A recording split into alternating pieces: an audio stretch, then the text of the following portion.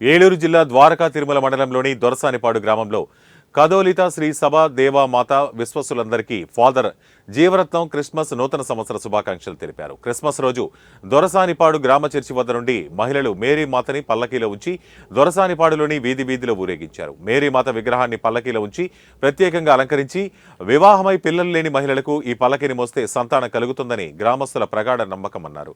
గత సంవత్సరం మరియమ్మ పల్లకీ మోసి సంతానం కలిగిన మహిళలు ఉన్నారని ఫాదర్ జీవరత్నం తెలిపారు.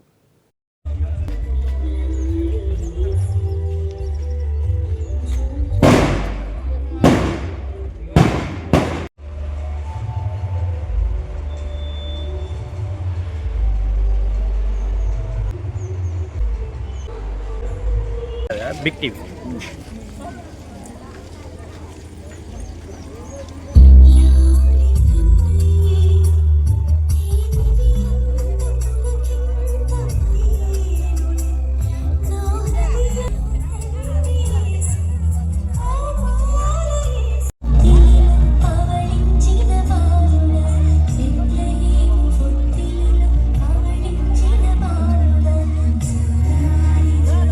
చాలా సాక్షి చెప్తున్నారు. పోయిన సంవత్సరం కూడా ఈ విధంగా మరి తల్లిని మోసినటువంటి భక్తులు వారి కోరికలను మన్నించి సంతాన పైకి కూడా వచ్చి నూతన మెట్లతో వచ్చారు. ఈరోజు కృతజ్ఞతగా అది కొంచెం ప్రపంచవ్యాప్తంగా క్రైస్తవులందరూ కూడా యేసు ప్రభునికి జననాన్ని కొనియాడుతూ ఉండగా ఆయనకు జన్మనిచ్చినట్టు మరియ తల్లిని ప్రత్యేకంగా భక్తులందరూ కూడా ఆమెను గౌరవిస్తూ ఉన్నారు.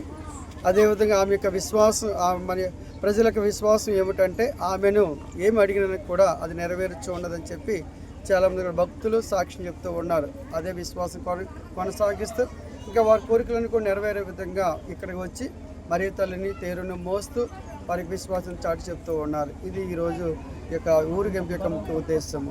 మోయడానికి కారణం సంతాన భాగ్యం కలగాలని వారికి సంతానం లేని వారు వచ్చి ఆమెను ప్రార్థన చేస్తూ ఉంటే వారికి ప్రార్థన ఆమె ఆలకించి చిన్నారి బాలయేసు ప్రభు లాంటి బిడ్డలను ఆమె ప్రసాదిస్తుంది అనేటువంటి విశ్వాసం